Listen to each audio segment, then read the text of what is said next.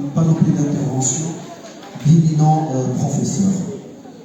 Donc, sans tarder, vu la contrainte de temps, je vais passer la parole à la première intervention qui va appréhender la prise en compte de l'approche genre dans l'établissement de crédit et qui sera donc présentée par le professeur Ghali Moulay Mohamed Habib, qui est un éminent professeur qui nous a honoré aujourd'hui par sa présence.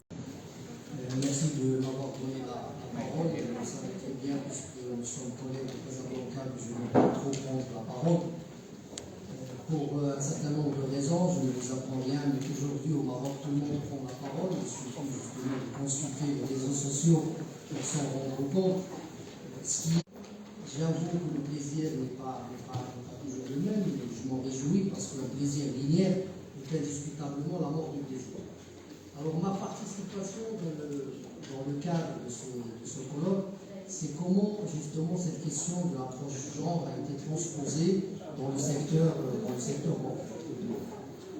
L'idée, c'est finalement ne pas admettre l'existence de la problématique, parce que la problématique ne date pas d'aujourd'hui, en tout cas l'idée ne date pas d'aujourd'hui, mais ce que je propose en une dizaine de minutes, c'est comment justement le secteur bancaire s'est approprié le sujet et les propositions qui sont aujourd'hui proposées par la première institution, en l'occurrence Banque Maghreb, pour s'approprier justement la question du genre et particulièrement dans les établissements de crédit.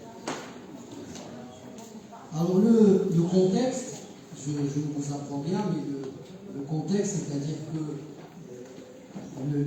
l'économie marocaine, n'étant pas isolée de ce qui se passe dans le reste du monde, fait qu'il y a des principes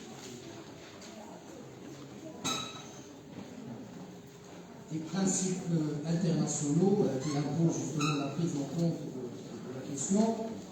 Les principes de l'auto-organisation des femmes qui est dicté par l'Organisation des Nations Unies et les engagements pour l'alignement du secteur financier sur cette question du développement.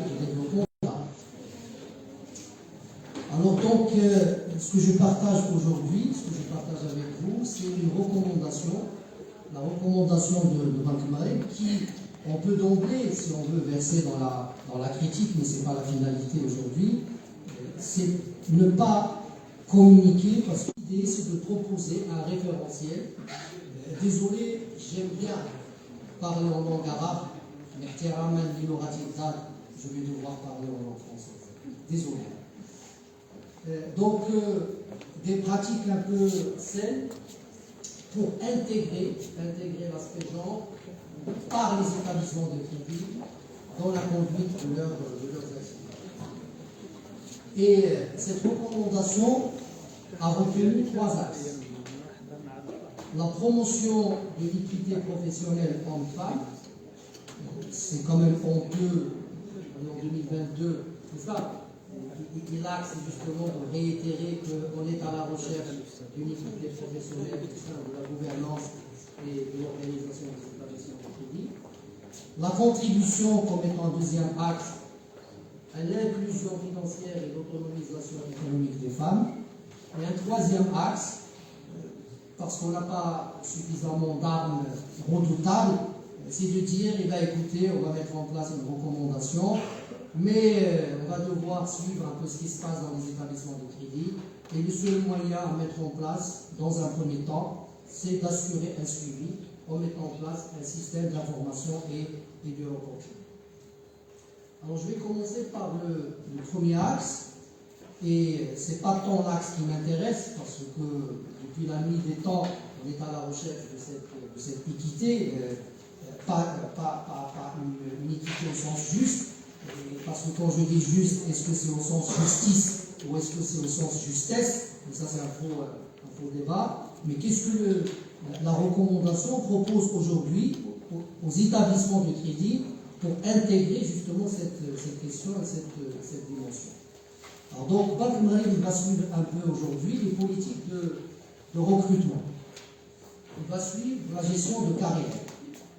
Il va suivre la formation. Et sur ce terrain, je peux en témoigner parce que j'anime des séminaires depuis une dizaine d'années différentes banques marocaines, il y a une forte présence justement de la femme dans le volet formation. Mais ce qui est malheureux, c'est qu'il y a une formation, mais après, il n'y a plus de valeur ajoutée en termes d'évolution de carrière et ça rejaillit négativement sur la politique de recrutement. Donc c'est un chantier qui doit être fait de manière à ce qu'il y ait une cohérence d'ensemble entre la politique de recrutement, la gestion de la carrière et la formation. Après, la recommandation met aussi l'accent sur la politique sociale, mais au sein des établissements de crédit. Question de constituer en fait une école pilote au niveau des établissements de crédit. Et si bien évidemment le chantier donne un peu les résultats escomptés, ils peuvent justement le déployer ailleurs. Parce que de toute façon, il faut admettre une vérité, c'est que c'est sur la foire au niveau des établissements de crédit. Je ne vois pas dans quel autre secteur, n'est-ce pas, la question du genre retrouvera ses lettres de noblesse. Il y a un autre sujet qui a aussi intéressé la recommandation. De toute façon, l'un des sujets phares de cette recommandation, c'est justement les rapports hommes-femmes, les rapports hiérarchiques. C'est-à-dire, le législateur a mâché quand même ses mots, il a évité d'aborder le sujet, mais au moins la recommandation, il a eu le courage de dire, écoutez, il y a quand même un sujet sensible, jusqu'à une date restante, c'est un sujet tabou, mais moi dans la recommandation, puisque de toute façon je ne perds rien, je ne suis que dans la recommandation, là je vais faire peut-être un clin d'œil et dire attention au harcèlement, particulièrement au harcèlement moral dans un premier temps, si on veut être un peu éduqué, et ne pas aborder le harcèlement sexuel. La promotion d'une culture d'entreprise, et je pense que c'est là où le bas blesse, parce que, effectivement, pour que ces recommandations trouvent un terrain fertile au niveau des établissements de crédit, je pense qu'il faut commencer par la culture d'entreprise. Et la culture d'entreprise, peut-être mon collègue qui va aborder le sujet d'un autre angle vous en dira un mot, la culture d'entreprise doit être entendue comme étant un certain nombre de valeurs. Quand je dis qu'on est dans la culture d'entreprise, donc il y a un certain nombre de valeurs, mais il ne suffit pas d'avoir des valeurs. Il suffit aussi d'avoir des valeurs, mais communément partagées.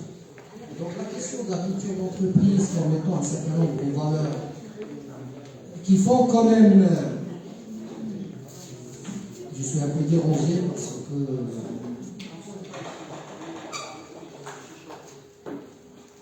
Et pourtant, j'ai l'habitude, quand je parle, les autres écoutent.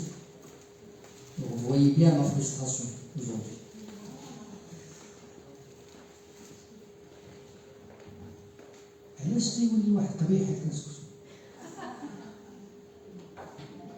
Désolé. Donc là, la culture d'entreprise, j'entends donc mettre en place une culture d'entreprise. Il ne suffit pas de dire, allez, dans une recommandation, je vais dire aux Marocains, et là, je vais commencer par les établissements de crédit. Et dans les établissements de crédit, je vais mettre en place un dispositif que je vais baptiser culture d'entreprise. Ça revient finalement à insulter l'intelligence des gens. Culture d'entreprise commence par des valeurs. Et je pense que par rapport à ce sujet, la valeur la plus importante, c'est justement cette équité homme-femme. Et de toutes les manières, ça ne m'étonne pas parce que le sujet est quand même sensible. Je me rappelle quand j'étais étudiant au cours des années 90, j'avais assisté à un cours de marketing où notre prof de marketing nous expliquait pourquoi une grande structure au Maroc, une structure qui a fait quand même un excellent chiffre d'affaires sur un segment d'activité, qui a décidé un jour de diversifier et s'est attaqué à introduire les couches bébés. Malheureusement, cette entreprise qui a inventé, je vous parle des années 80, donc fin des années 80, les couches bébés, une idée excellente à l'époque. Mais l'erreur commise par cette entreprise, c'est que le nom qu'il a donné aux couches bébés, c'est Saïda. Et l'entreprise a fait faillite, et quand ils ont fait quand même appel à un cabinet pour donner une explication, Ben, le constat le plus évident, c'est que les parents, parce que la femme n'était pas associée à la décision, le père refusait de longer son bébé garçon par des couches bébés qui s'appelaient Saïda. À ce point. Donc vous voyez bien qu'aujourd'hui, quand on parle des recommandations, genre, etc., donc je vous dis un peu tout le chemin qui a été fait pour rompre avec des valeurs rétrogrades qui considéraient la primauté du sexe masculin sur le sexe féminin. Donc quand même on est en 2022, je pense que les choses vont évoluer dans le bon sens.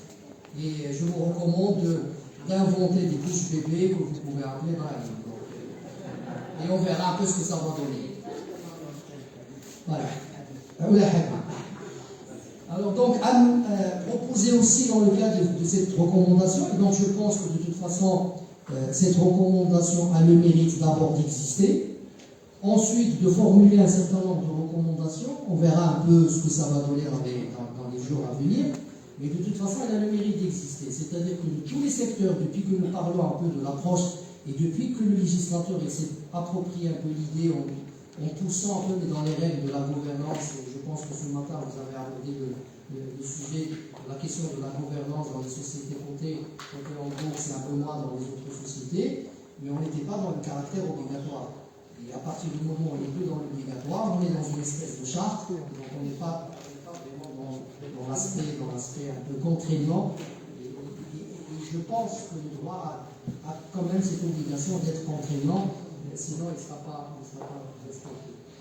Une autre idée proposée dans le cadre de cette recommandation, c'est de se fixer un peu des objectifs chiffrés à atteindre en matière de représentativité des femmes dans les instances de gouvernance.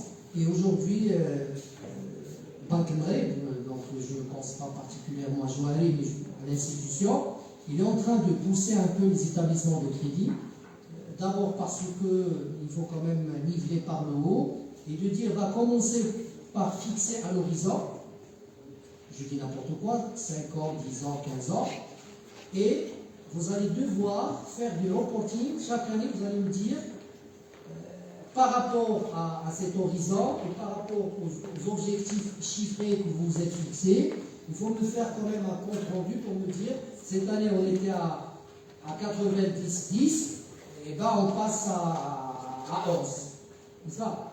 Peu importe l'horizon, mais au moins ça a quand même l'avantage d'exister. Et je pense que c'est quand même courageux, je me défends pour ça.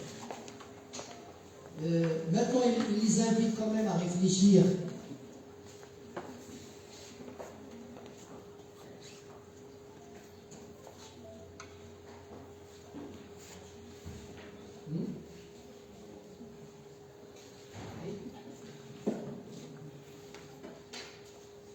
Donc, il les invite à proposer quand même des indicateurs pertinents, parce que si on veut assurer un suivi, il ne suffit pas de dire pour la bonne règle, pour la bonne gouvernance, pour la bonne gouvernance, eh bien, écoutez, il faut qu'on assure quand même une égalité. Je pense que c'est pertinent, c'est intelligent de la part de Banque Maghreb de demander aux établissements de crédit de proposer des indicateurs pertinents. Bon, la pertinence, il est discutable, parce que ce qui est pertinent, c'est tout ce qui permet de prendre une décision, mais à temps. Comme disent les Français, la décision est l'art d'être cruelle à temps. Il est temps aujourd'hui de proposer des indicateurs pertinents qui vont permettre à Banque Maghreb de suivre est-ce qu'effectivement, au niveau des établissements de crédit, est-ce que les objectifs que ces établissements se sont fixés ont été atteints, et excusez-moi de vous le dire, quel que soit l'horizon retenu. Allez, 2 minutes. Donc le deuxième axe, c'est la contribution à l'inclusion financière et l'autonomisation économique des femmes. Je pense que ce chantier dépend principalement, tant mieux, parce que cette fois-ci, il est à la fois objet et sujet. Parce que si je dois contribuer à l'inclusion financière et à l'autonomisation économique des femmes, c'est justement de réfléchir à la question de la mise en place de moyens de financement pour permettre justement à la femme de jouer son rôle entrepreneur avec un E à la fin. Et là, effectivement, toute la problématique aujourd'hui, c'est de réfléchir à des modalités de financement, à l'image de ce qu'on a fait au niveau des microcrédits, n'est-ce pas? Critiquable à plusieurs égards, mais on peut peut-être retenir n'est-ce pas? Et dire qu'aujourd'hui, au niveau de Banque Mondiale, il y a un effort qui doit être fait parce que le Maroc a l'obligation, en tout cas les établissements de crédit ont l'obligation de respecter certaines règles prudentielles. Et parmi les règles prudentielles, donc mon collègue il va peut-être vous en parler demain, il y a un lien entre le niveau des fonds propres des établissements de crédit et les crédits qui sont accordés par ces établissements de crédit. Et donc je pense qu'aujourd'hui, il va falloir faire un effort au niveau de ces engagements pour dire par exemple aux banques, si vous financez par exemple un projet qui est économiquement viable, qui est techniquement innovateur, qui est socialement enrichissant, n'est-ce pas? Dans le cadre de l'approche genre, je vais lui affecter un coefficient de pondération 2, ce qui va vous dispenser de demander des garanties supplémentaires et financières. Donc je pense qu'aujourd'hui, il n'a pas de leçon à donner, il n'a peut-être qu'à revoir un peu sa manière de sanctionner les banques en termes de financement et d'accompagnement des femmes entrepreneurs.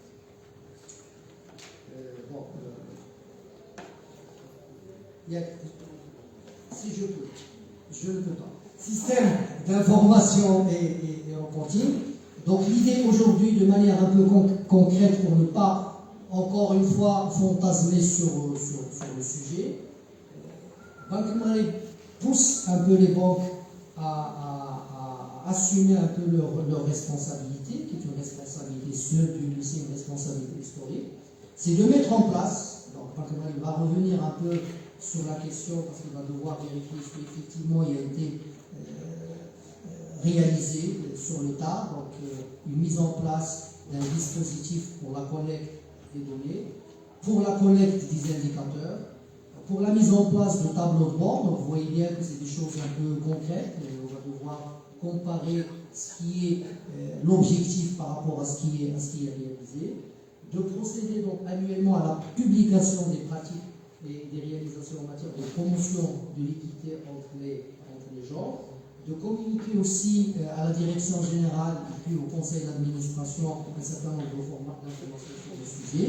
Et la cerise sur le gâteau, c'est de transmettre aussi à Banque Mondiale un reporting relatif à la mise en œuvre de cette recommandation. Donc encore une fois, on n'a qu'à jouer un peu les politiques RH, des diversités qui se basent principalement sur la lutte contre la discrimination et la promotion de l'égalité des chances. Mais malheureusement, ça reste une recommandation réglementaire et elle n'a pas ce caractère coercitif puisque ce sont des soft laws et sur la base du genre. دائما في إطار الجلسة العلمية الثانية نتابع أشغال هذه الجلسة مع مداخلة ثانية ستتطرق إلى مقاربة النوع في أبعادها الاقتصادية ولكن من منظور قانوني، حيث ستتطرق الأستاذة بالخير لطيفة وهي أستاذة التعليم العالي بكلية العلوم القانونية والاقتصادية والاجتماعية بطنجة حول موضوع مقاربة النوع، أي تحدي لقطاع الصناعة التقليدية. وكما تعلمون الصناعة التقليدية تشكل أهم ركائز الاقتصاد المغربي باعتبار أنه قطاع حيوي يساهم في خلق فرص شغل ويثمن المنتوجات التقليدية في بعدها الثقافي والقيمي والاقتصادي، ويشهد هذا القطاع حضور وازن لسائر الحرفيات بشكل فردي أو بشكل جماعي من خلال خلق تعاونيات ذات بعد اجتماعي واقتصادي.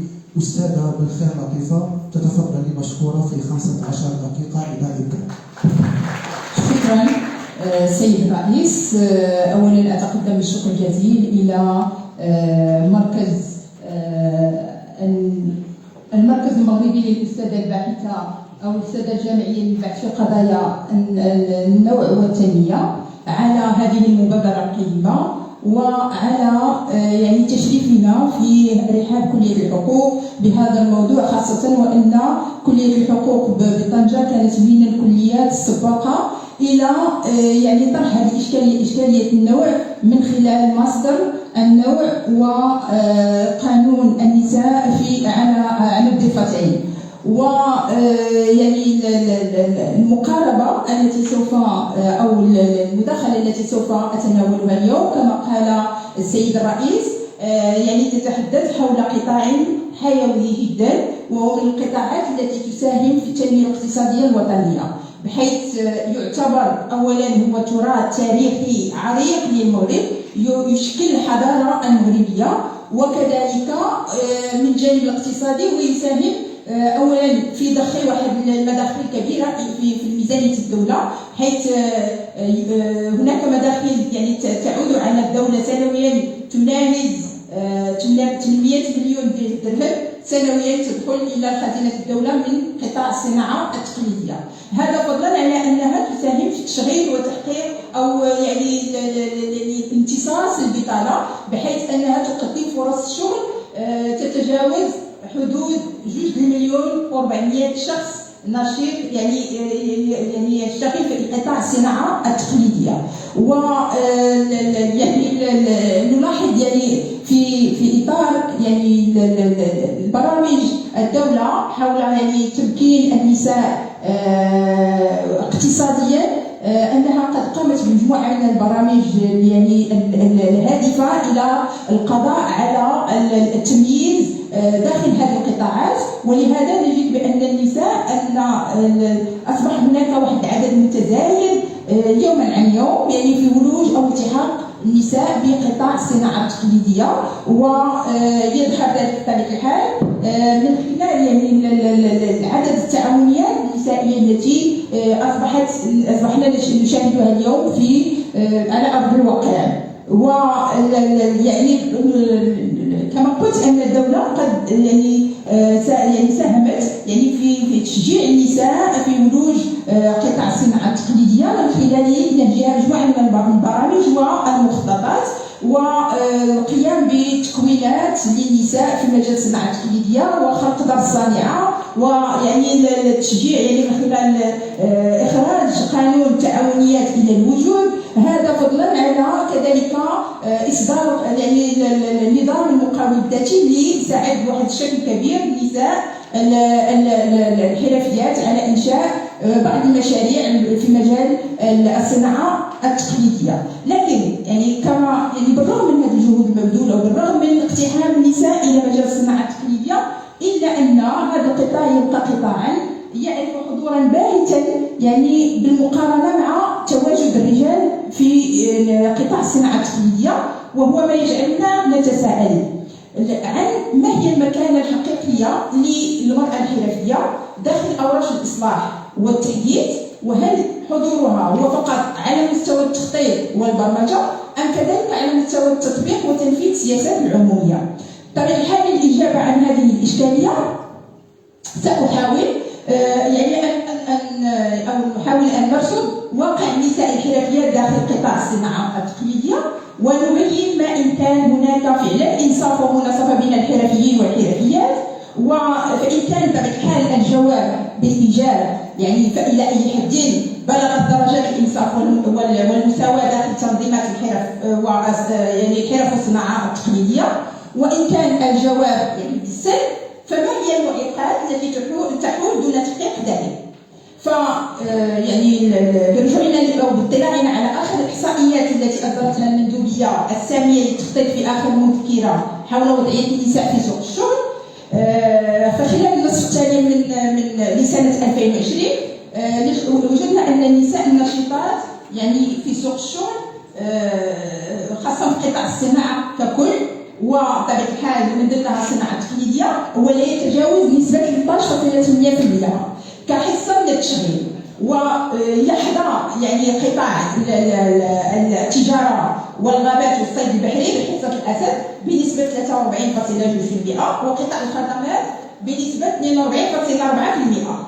فيعني بالرجوع الى النسبه ديال تواجد النساء داخل قطاع الصناعه اللي هو 13.3%، يتبين لنا بالملموس بان حضور النساء في قطاع الصناعه بصفه عامه وقطاع الصناعه التقليديه يبقى حضور غير كافي وغير مقنع، ولا ينسجم بالطبع مع اهداف التنميه المستدامه في افق 2030 والتي وقع عليها المغرب، وكذلك ينسجم مع المخططات التي اعتمدتها الدوله للنهوض بوضعيه النساء داخل هذا القطاع. ولعل السبب في ذلك هو ان هذا القطاع يستمد قوانينه واعرافه من الثقافه الحرفيه الضاربه في عمق التاريخ، يعني والتي كرست حضور الرجال اكثر من النساء في هذا القطاع. ففي اعتقاد العديد يعني واحد المجموعه من الحرفيين الرجال بان العمل في مجال الصناعه وخاصه الصناعه التقليديه هو رهين بالرجال وليس للنساء مكان فيه، بحيث ان مكانهم الحقيقي والطبيعي هو البيت وتربيه الاولاد، وهذا يعني هذا الدور هو الدور التقليدي للنساء، فيبين لنا تلك النظره النمطيه، النظره اللصيقه بوضعيه النساء. والواقع ان هذا الحرفي يعني في تصور البدايه سواء كان بوعي او بدون وعي فهو يتبع تلك الانماط السلوكيه التي نشات اجتماعيا، وهو ما يحول بطبيعه الحال دون تحقيق المساواه المرجوه داخل يعني للنساء الحرفيات داخل قطاع الصناعه التقليديه. لان بطبيعه الحال اذا اردنا ان نحقق المساواه حقيقيه وان يكون هناك انصاف، فلا بد من ان يكون يعني لدى هذا الرجل يعني وعي واقتناع بان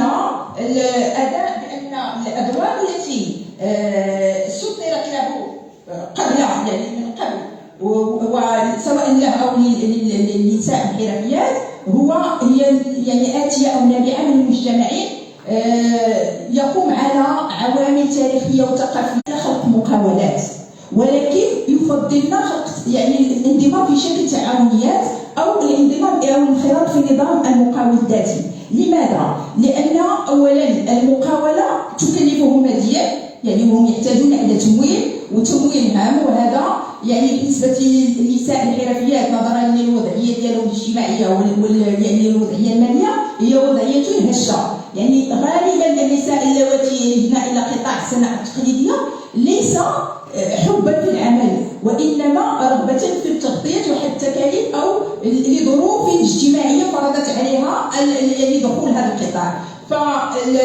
ثم ان كنعرفوا بان المقاولات يعني تفرض واحد الاجراءات اللي هي اجراءات شيئا ما ثقيله بالنسبه لهذا النوع من النساء الحرفيات، يعني سواء فيما يتعلق بالاجراءات يعني القيد السجل التجاري، القيد التصريح الضريبي الجبائي الى غير ذلك، يعني هذه الاجراءات المفروضه على التجار بصفه عامه. يعني بالنسبه للنساء الحرفيات يعني يفضلن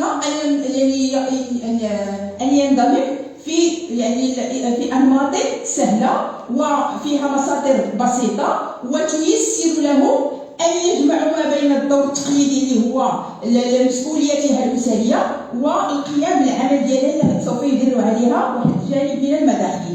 فخاصة أن أغلب الحرفيات يشتغلن في قطاعات يعني ممكن القيام بها داخل البيت،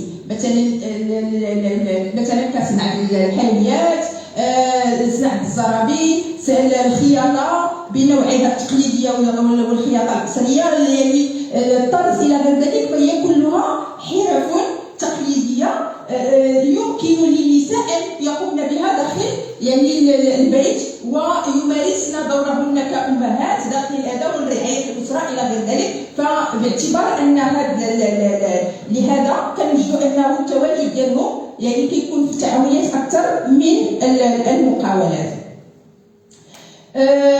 يعني وما يؤكد بطبيعة الحال ذلك هو يعني عدد التعاونيات النسائية المتواجدة في السنوات الأخيرة اللي أخذت واحد التزايد كبير، حيث كنجدوا أن حاليا كاين 6000 يعني تعاونية نسائية تضم 65,000 منخرطة، أي ما يعادل 15% من عدد التعاونيات المنشأة داخل المغرب. وبالرغم يعني من هذا العدد ديال 65,000 منخرطة داخل التعاونيات، فالرقم كذلك ديال عدد التعاونيات المنشأة من قبل النساء يبقى ضئيل بالمقارنة مع عدد التعاونيات المنشأة من قبل يعني الرجال، فبحيث كيبقى بطبيعة الحال هذه النسبة ديال التعاونيات هي ضئيلة جدا، وهو ما يبين لنا بالملموس أن مسألة المساواة والإنصاف داخل قطاع الصناعة التقليدية لم يصل إلى المستوى المطلوب أو المرغوب، وهذا راجع إلى العديد من المعيقات، منها أولا ارتفاع الأمية داخل أوساط النساء الحرفيات، لأن الأغلب النساء كما قلت اللواتي يلجن إلى الصناعة التقليدية كيكونوا ما تجاوزوش المرحلة الابتدائية في التعليم، يعني إلا قليل في بعض المرات كنلقاو واحد النساء اللي عندهم مستوى تعليمي جامعي او لا مستوى تعليمي يعني وصل لواحد المستوى يعني الثانوي او غيره، ولكن الاغلبيه كيكونوا في المراحل الاولى ديال التعليم، فبالتالي هذا كيشكل لهم واحد الهشاشه اجتماعيه وكيعتبر من الاسباب الحائله دون تحقيق المناصفه داخل هذا القطاع، لانهم دائما يفضلن يعني اختيار الادوار الثانويه في هذا القطاع ولا يقومن بالادوار الرئيسيه او الادوار ديال الرياده.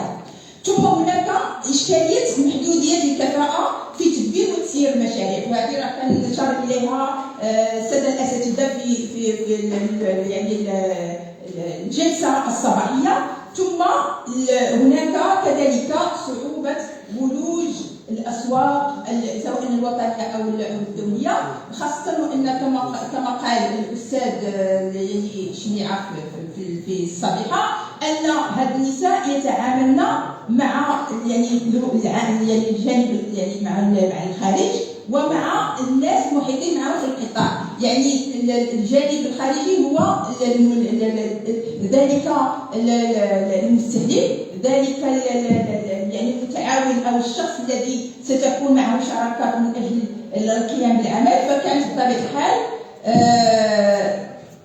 حنا كنبداو بدينا 2 مينوت على العموم سأحاول أن ألخص. المهم على العموم يمكن غادي يكون عندنا نقاش إن شاء الله غادي ندرجوا مجموعة من الأمور. ثم أن بالنسبة للنساء الحرفيات كما قلت أنهما يعني يقبلوا الأدوار الثانوية ويحرمن من أدوار التمييز والاعتداء في الأدوار الرئيسية، والدليل على ذلك أنه قلما ما تتقدم المنخرطات بالغرف الصناعة والصناعة التقليدية إلى الانتخابات المهنية، الأمر الذي ينعكس سلبا على حضورهن كمجلس المستشارين، فعلى اعتبار أن هذا المجلس يؤمن تمثيلية الغرف المهنية، فبالتالي عدم تواجد النساء داخل هذه الغرف هو من بين الأسباب أنه ما كاينش هناك من يدافع عن حقوقهن وأن يساهم كذلك في التشريع من أجل خلق وضعية مناسبة لهن داخل قطاع الصناعة التقليدية. ثم استسلام النساء الحرفيات لصعوبات تحقيق التوازن ما بين المسؤولية الأسرية ومسؤولية العمل في المجال الحرفي، وهذا بطبيعة الحال كما قلنا يعني بالرغم من المحاولات الحثيثة للمغرب من أجل مسايرة المنتظم الدولي الذي يؤكد على ضرورة تقوية المراكز القانونية والتمثيلية والمؤسساتية للمرأة، فيعني من خلال مصادقته للاتفاقية الخاصة بالقضاء على جميع أشكال التمييز ضد المرأة، ومن خلال تأكيده في الدستور 2011 على أن يعني السعي إلى تحقيق المناصفة ما بين الرجال والنساء يعني في كل المجالات وفي كل القطاعات، إلا أن التجربة يعني البرلمانية العاشرة الممتدة ما بين 2016 و 2021 تثبت عكس ذلك، بحيث أن تمثيلية النساء يعني في مجلس النواب لم تتجاوز 20.51% في سنة 2016، وهذه التمثيلية هي مدينة في جلها إلى اللائحة الجهوية وليست إلى الانتخابات العادية، لأن حصول النساء على مقاعد نيابية في الدوائر الانتخابية العادية يبقى أمرا لم يتحقق بعد في سياق الانتخابات المغربية الحالية. يبقى أنا أعطي بعض المقترحات يعني بالنسبة لتحقيق يعني نوع من يعني أي واحد نزيدو واحد دقيقة ولا هذا يعني نحاول نعطي أهم يعني المقترحات أو التوصيات. يعني بالنسبه يعني لكي يحقق او لكي تحقق النساء الحرفيات نوع من المساواه داخل القطاع الصناعه التقليديه والعمل الحرفي، فلا بد اولا من تفعيل دور هيئه المناصفه ومكافحه اشكال التمييز ومنحها دورا تقريريا بدلا من الدور الذي تساهم يعني وان تساهم في صنع القرار بطبيعه الحال، ولا يبقى دورها فقط مجرد هيئه استشاريه لا تقوم يعني تقوم فقط بابداء الراي، وهذا الدور بطبيعه الحال يجعلها مؤسسه غير ذات تاثير في السياسات العموميه ما دام انها ليست لها دور تقريري. ثم ضمان تمثيليه النساء في مراكز القرار خاصه بالغرفه الثانيه لمجلس المستشارين باعتبارها ممثله للغرفه المهنيه، لاننا اذا استطعنا ضمان ذلك ستتمكن النساء او بالتواجد بشكل منصف في كل القطاعات الحيويه وستكون يعني فعاله في التنميه الاقتصاديه. ثم الاهتمام بزياده التحاق النساء يعني بالمدارس والمعاهد والمساهمه في الرفع من مستواهن التعليمي، القضاء على الصور النمطيه اللاصقه بالمراه، تقويه السياسات العموميه الخاصه بمحاربه الاشكال التمييز ضد النساء في قطاع الصناعه التقليديه، تأهيل المقاولات النسائيه الصغرى والمتوسطه العامله في قطاع الصناعه التقليديه من خلال ضمان تكوينات متخصصه ودعمهم ماديا من خلال انشاء يعني قرى ومجمعات الصناعه التقليديه الى غيره، وتوعيه النساء الحرفيات باهميه هذا النشاط يعني ومساهمته في ضمان يعني ضمان اندماجهم الاقتصادي، وكذلك انه سيمنحهم القدره على اتخاذ القرارات التي تتعلق ب يعني سواء قرارات تتعلق بهم او بمستخدميهم او بالمقاولات وتسييرها ومستقبلها. ثم يعني تنظيم ايام دراسيه وملتقيات كذلك محليه ووطنيه ودوليه لضمان تبادل التجارب في مجال الصناعه التقليديه بالنسبه للنساء الحرفيات. كما ان في الاخير بطبيعه الحال ان كل هذه التوصيات لانه يتعين تحقيقها في افق 2030 يعني انسجاما مع اجنده اهداف التنميه المستدامه التي وقع عليها المغرب، ونلاحظ ان هذا الهدف بطبيعه الحال في افق 2030 لم يبقى صعب المنال اذا لم يكن يعني يفصلنا عن سنه 2030 الا ولايه تشريعيه واحده هي 2026 2031 وهي ولايه بكل جمله من الضغوطات ديال اللجنه التنظيميه. استهلكتم 20 دقيقه في مداخلتكم. بالفعل رغم ان قطاع الصناعه التقليديه يعد من اهم ركائز الاقتصاد الوطني، لكن في مداخلتكم اشرتم الى وجود مجموعه من المعيقات التي تحد من مكانه المراه الحرفيه في السياسات والاستراتيجيات العموميه، وذكرتم بعجاله ضعف التمثيليه النسائيه في الغرف الصناعه التقليديه، استسلام النساء الى المسؤوليات الاسريه، وضعف الاليات المؤسساتيه المحفزه للنساء الحرفيات، وان هناك ايضا مجموعه من المعيقات على المستوى الثقافي باعتبار السلوكات النمطيه والعقليات التقليديه الذكوريه التي ترخص من عمل النساء في هذا القطاع ومساهمتهن في تحسين الانتاجيه والمردوديه في هذا المجال. نبقى دائما في جو المداخلات باللغه العربيه مع الاستاذ نبيل القط، وهو استاذ باحث في كليه العلوم القانونيه والسياسيه بقنيطره، الذي سيتحدث حول مظاهر الاستغلال الشرعي لمعاناه النساء في قوانين الاعمال، منظومه قانونيه خارج الضوابط العلميه. اذا سمحتم في 15 دقيقه اذا امكن.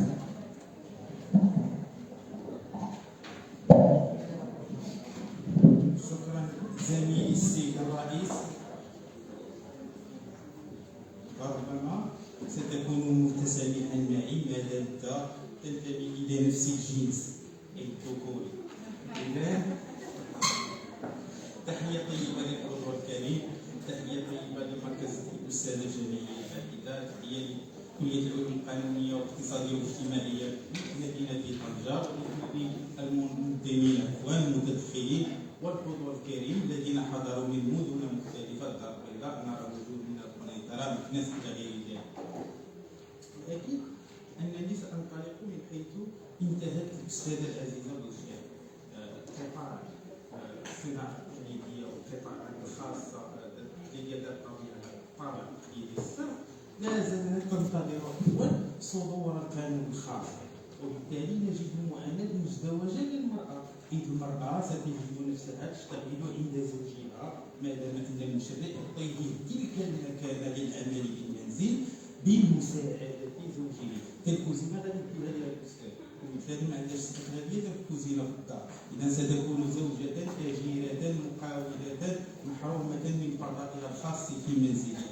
المشرع لم يتحرر بدوره، ونجد أن المشرع يستعمل معه وزارة العدل المكانة عندما تشرح بعض القوانين تقول لك المقصود بكذا وكذا وكأنه قاصر. كنشوف المشرع كيتعامل مع وزارة العدل كأنها قاصر، وبالتالي يجب الرجوع إلى وزارة العدل لمعرفة طبيعة وصحة والحقيقة من نص القانون. أنا أختلف مع سراب المناصرة، وذلك من حيث التفسير والتدقيق في النصوص القانونية، واختلف بكل تحفظ. أنا ابن عاق لفقه الأعمال، لربما أراوغ مكاني بين القانون المدني وفقه الأعمال، وبالتالي سأكون مختلفا مع أستاذي الدين المسكين. أنا أرى على أن تلك الآليات الخصوصية الأنواع الخاصة من المتصرفين ستكون منفذا لتحقيق المناصرة. نحن لا نستجدي الرجال راسكم تنخرجوا وتجمعون، نحن لا نستجديهم ولا نستجدي المشرع ولا نبحث عن مداخل من المنافذ. احنا ما نقلبوش على النافذه، احنا خصنا المشرع يقوم بالدور ديالو وتكون فيه الجرأة وتكون بان لنا قواعد النظام العام الآمرة، ولو كنا امام عدم جدوى القوانين. هذا الشيء لا نقع به في خلق قانون الذي لا يتلائم مع مجتمع معين. كيف سنطور النظرة الاجتماعية لإخواننا التي تدعو جمهور الكتاب النخبة؟ هل النخبة ستجد حرجا في وجود المرأة؟ لربما هي صاحبة المقاولة وستتبنى ذلك الرجل المفلس مثلي إن شاء الله. إذا أعود رسالة آلية مكانة قانونية. نحن في نسق جدي مرتفع للتشريع، ولربما نحن أمام إسهال تشريعي. رجال القانون نساؤه لم يعودوا يستطيعون تتبع مسار التشريع، وبالتالي هناك النصوص القانونية تراجع بل تدهور تلك الصرامة التي كانت تتعامل بها بالأمانة العامة للحكومة وللذين الآثار ديالها على منصب الأعمال وخاصة على المرأة. كذلك هناك رجة أحدثتها منظومة الأسرة، وسنجد دفاع عن المرأة اختصاص ملكي من خلال حاسم في الموضوع. كذلك نجد على أن مهاجمة إن صح التعبير للمشرع لها مدخلين. هو المشرع يشتغل أقر نصوصا قانونية، ولكن أنا أقول أنه يستغل المرأة. لماذا؟ هناك أمرين: إما التدليس بالكتمان سكت، وإما المشرع هو اللي قرر علينا، قال لك من بين مستوى الخطأ تركوا ما كان يجب فعله. يا سيدي اجي نحاسبوا معك هنا ونقول لك ما يجب أن تفعله أيها السيد المشرع. القيام محطة أولية قبل أن أنتقل إلى قوانين الأعمال. القيام بوأد أحلام المرأة بدأ مبكرا من التزويج القاصر.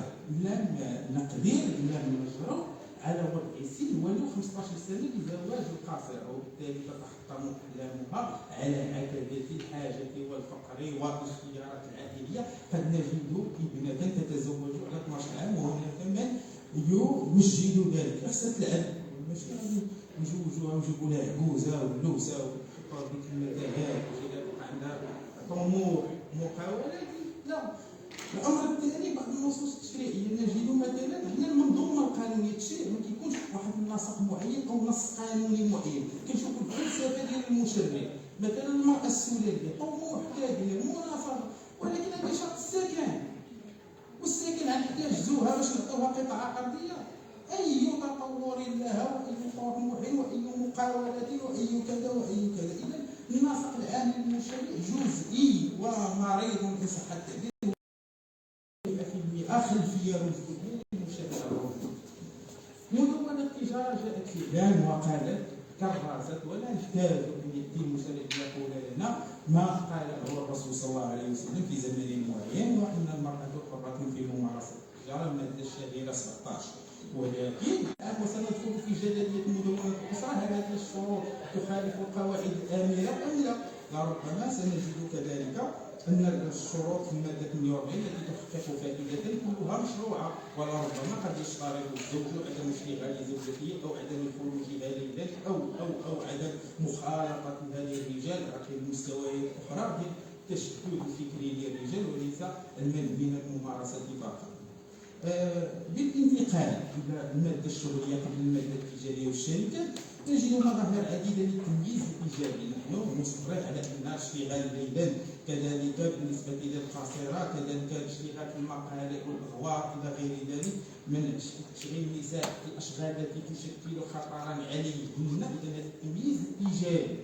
ثم هناك التمييز المضاعف دوبل، فاش كنلقاو مثلا الأجيرة الحامل أو الأجيرة المرضعة إلى غير، أو في حالة النفاس التي يمكن تشغيلها في تلك المرحلة. إذا المشرع يظهر لنا على أنه راعى الأوضاع الخاصة، القدرات الخاصة للمرأة، أوضاعها الجسدية ربما ما يفرض عليها من تحمل لصيرورة بشرية وليس ضعفا بالجانبين، وإنما تتحمل بقوتها لربما مجموعة من المظاهر. ولكن كنشوف الرجال سمحوا لي على لو كانوا المصاحين كيزاحموها حتى عطلة الولادة جاو مع 10 أيام، ولكن شاركت معنا الأوجاع غتمشي تنصير القهوة، لربما إن كنت ستساعدها لو كانت 10 أيام ستخدم خليها بعد قبل الابن الصغير.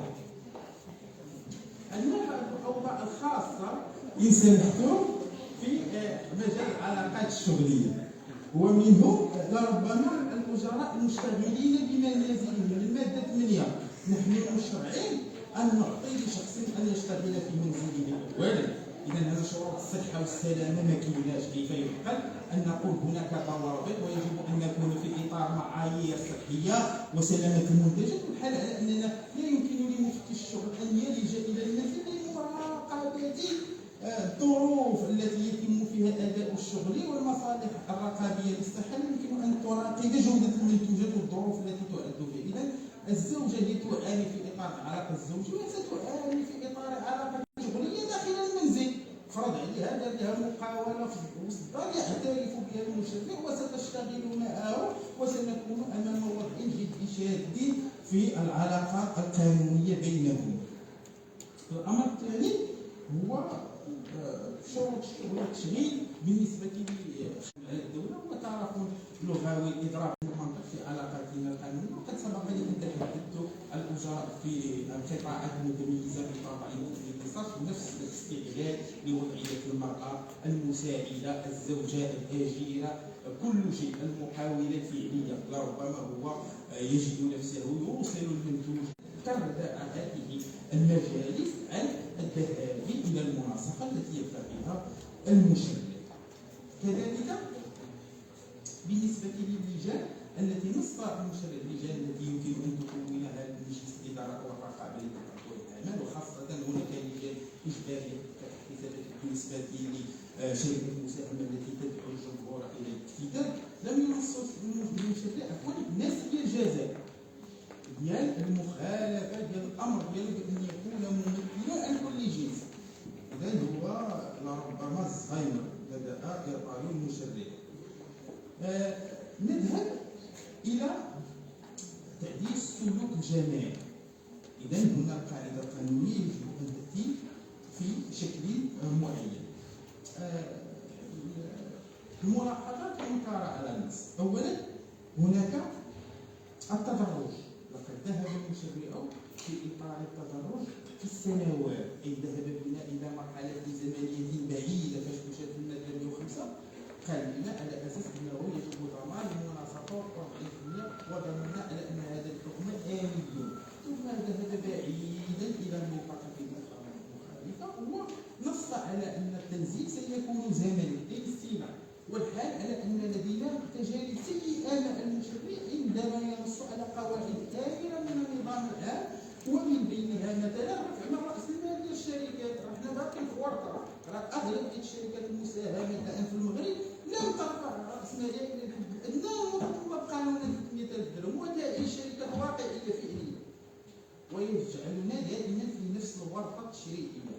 ينص على احكام يدفع باجالات زمنيه بعيده ويتركنا ربما الى تلك المرحله ونشوف واش عدد جدوى القوانين، واش يمكن تراجعوا، واش يمكن ما تراجعوش، الى غير ذلك من الامور.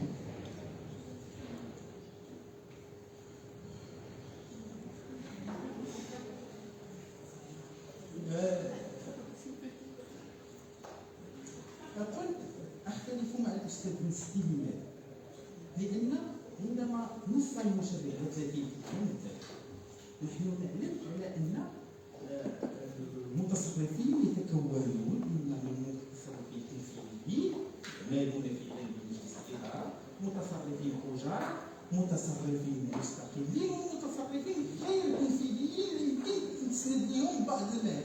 والحال على ان مجلس الاداره سيختار الثلث من المتصرفين المستقلين، ويجيبهم ويخلصهم ويقول لهم انتم ثلاثه النساء نديركم في مجلس الاداره تشكلون 30% وكنخلصكم، وهكذا انتهينا من الازمه. وبالتالي ليست هناك مناصفه حقيقيه، وانما شراء المناصفه خارج اراده المشرع او بتوافق مع اراده المشرع دائما، لان المشرع لو كانت له حسن النيه لا نص على ضروره وجود المناصفه في المساهمين. الحد الادنى 5 مساهمين ديال جوج نساء على الاقل مساهمه، والحال على ان مجلس الاداره سيتكون من متصرفين مساهمين، وبالتالي سنضمن فعلا المناصفه ان كانت هذه هي نيتنا الحقيقيه وليس باقي الاشارات هنا وهنا. سانتقل الى قانون حمايه المستهلك 31/87.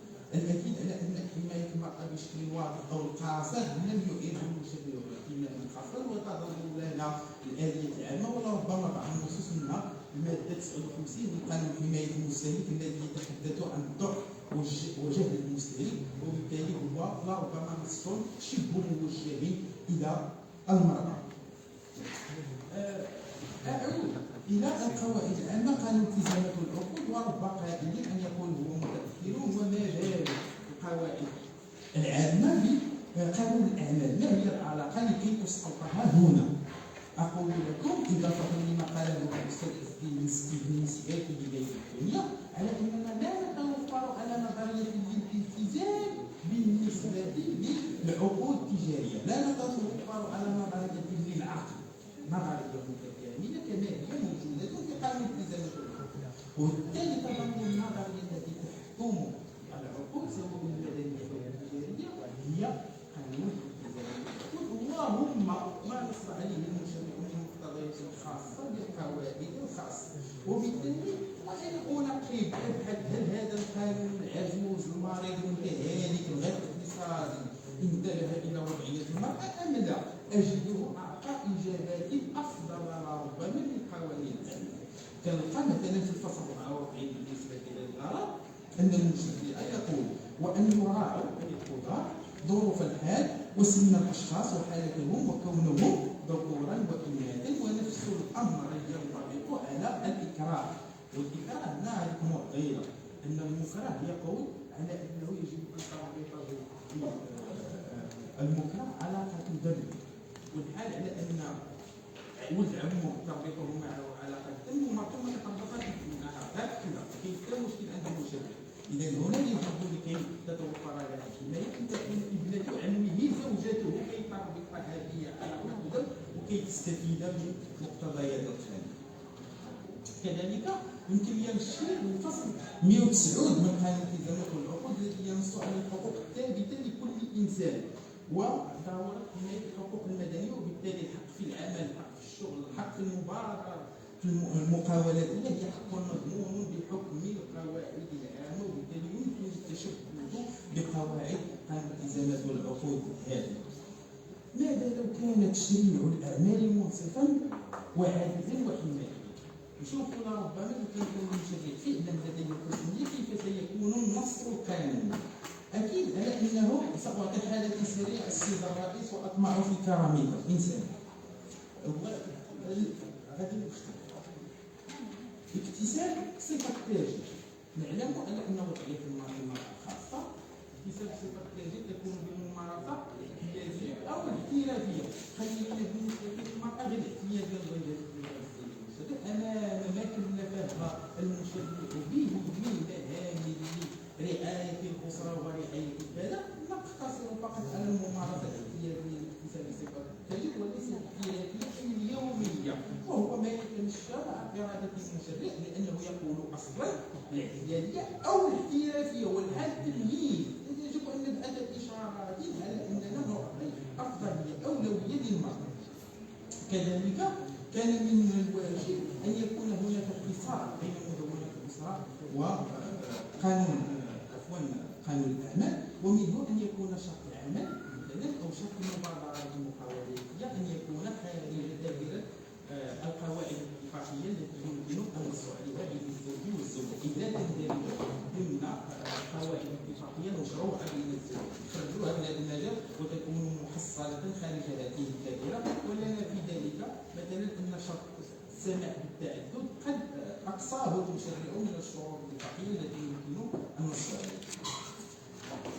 كذلك يمكن اعتبار منع الزوج لزوجته من التجارة أو العمل أو المبادرة المقاولاتية يحمل الزوج مسؤوليته الفرقة إذا ذهبت الزوجة إلى طلب فض العلاقة الزوجية نتيجة منع الزوج لها من ممارسة النشاط التجاري سيعتبر متحملا للمسؤولية وبالتالي إعطائها المتعة كاملة، ولن يعتبر آنذاك تقدمها بقرار تطليق الاشتقاق إلى المحكمة مبادرة منها وبالتالي سببا لإرسالها إلى المتعة وحرمها من النشاط الاقتصادي، وستحرم إن ذهبت إلى المحكمة من المتعة إذا ضرر مزدوج. كذلك كنشوفوا الصعوبات المقاولة مثلا كاين المعايير. مثلا كاين عندي المادة 624 السندي كيختار العقود التي ستستمر ولا تستمر في حال أن التطور الذي حدث الآن هاجر منطق مواد 66 إلى 71 من مدونة الشغل، نص على أن السندي هو من يتخذ قرارات إنهاء العقود ولا يلزم إلا بإشعار العامل رغم فشل الإذن. فقد ذهب في غفلة من أمرنا التعديل وكان يجب استثناء على الأقل عقود التأجيرات الحالية والتأجيرات مثلا التي تتحمل التزامات اجتماعية معينة. ونحن نعلم أن التداول النسبي أو الكون في إطار الفصل الأسباب الاقتصادية تنص على معايير الأقدمية الأعمال العائلية مثل المعيار ديال النوع ثم هو يكون عنده الأسبقية في الاحتفاظ بالمنصب. في قوانين الشركات كنا ننتظر تمييز المرأة الحصة الصناعية. نجدنا مثلا على أن المرأة تساهم مع الرجل والحال على أنه أداؤها جهدها لا يمكن حتى إثباته في إطار كد السعاية إلا إذا كان لها دخل معين. إذا هنا كان على الأقل المرأة تساهم في محاولة زوجها أو أنواع خاصة مثل التي تعنى القطاع ذات الطبع للسر أو الأجراء بمنازلهم أن تكون مميزة المشرع بالحصة الصناعية أن مجهودها من العمل. سأختم صافي غنختم نقول غير كلمة. الترويج لحماية المرأة وتمييزها بمقتضيات قانونية شاكلة نحيفة وفارغة المحتوى زمان قد ولى. هناك القانون الأصلح للمتهم والمبدأ الأفيد للآجر والمبدأ الأفيد للمستهلك. السؤال: هل حان الوقت لبروز المبدأ الأفيد للمرأة؟ يكون عندنا مبدأ في القانون سميتو المبدأ الأفيد للمرأة، كلما تعارض مبدأان إلا وميزت إيجابيا المرأة. كذلك ننتظر في إطار الاختصاصات الموكولة للجماعة الترابية في مجال التنمية الاقتصادية توطين الأنشطة الاقتصادية جذب الاستثمار إيجابي إنصاف عدالة. شكرا جزيلا لكم. استسمح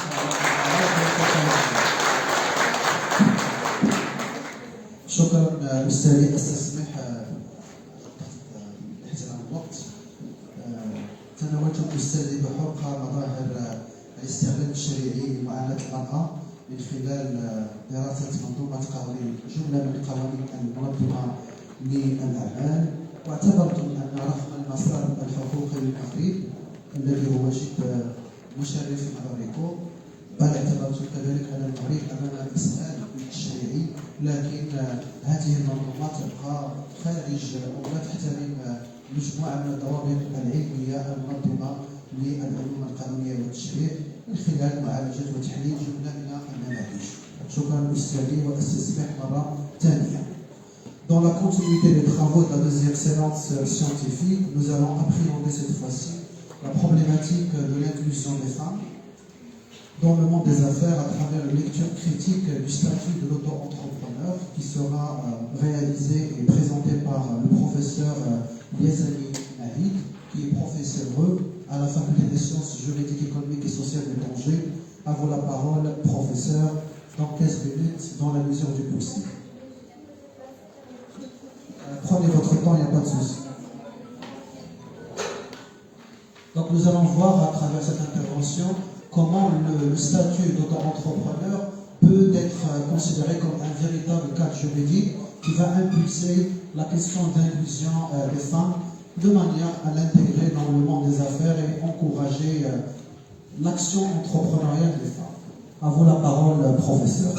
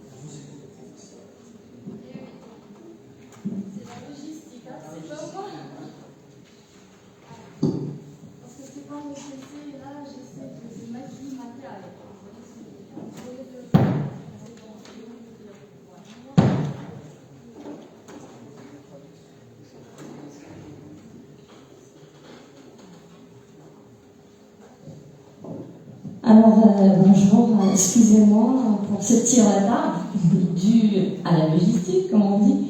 Donc, premièrement, je tiens à remercier les intervenants qui ont pu nous présenter leur pertinente intervention à l'occasion de cette manifestation scientifique digne d'intérêt. Mes remerciements s'adressent également à Madame Latifa Boukher qui m'a chaleureusement convié à participer à cet événement. Mes remerciements s'adressent à M. le doyen Zofar Saïd et sa représentante, Madame Mansour. Mes remerciements également s'adressent à mes chers collègues, chacun par son nom et sa qualité. Je souhaite la bienvenue à l'ensemble de l'auditoire et un rebonjour. Alors,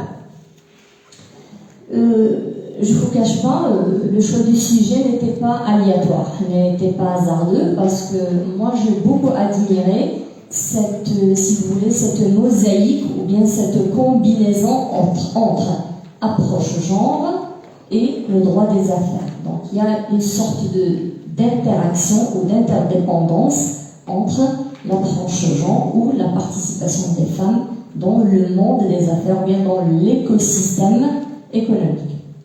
Donc j'ai opté pour le sujet du statut d'auto-entrepreneur, la loi 114/13, je dirais qui n'est pas toute récente, et qui ne date pas d'hier, mais c'est une initiative, je dirais, très salutaire, parce qu'il s'agissait d'une consécration pure et dure de l'approche genre, c'est-à-dire l'approche participative, féministe.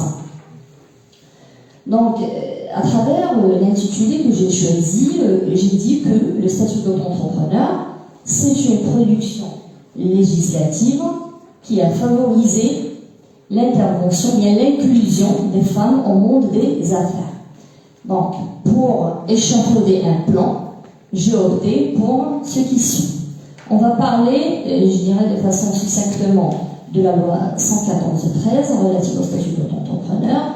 Et secondo, on va s'attarder sur la corrélation, si vous voulez, c'est-à-dire la relation entre la femme et le monde des affaires, comment elle peut se percer, c'est-à-dire mettre le pied dedans, sans discrimination. Donc il y aura par la suite, donc, pour ne pas trop se précipiter, il y aura des doléances à soulever, des déplorations à mettre en exergue. Donc on va partir pas par pas. Et puis dans un troisième intitulé, j'ai opté pour l'inclusion des femmes et j'ai dit qu'il s'agissait d'une approche participative qui est au cœur du nouveau modèle de développement. Donc vous savez que, bon, on va rentrer dans les détails. Et puis, dans un quatrième lieu, j'ai essayé de présenter quelques données statistiques, mais je ne vais pas vous cacher, en fait, j'ai constaté qu'il y a une sorte de controverse entre les numéros ou bien les chiffres, parce qu'il y aura un retour en chiffres sur l'inclusion des femmes dans le monde des affaires, ou bien dans l'environnement du business.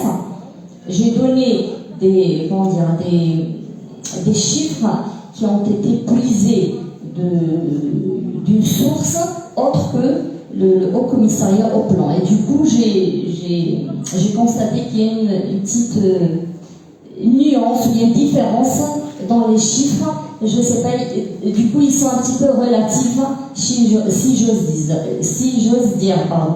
Donc, c'est pas tout à fait absolu, donc ça reste un petit peu... ça peut fluctuer d'une source à une autre, donc ils sont variables.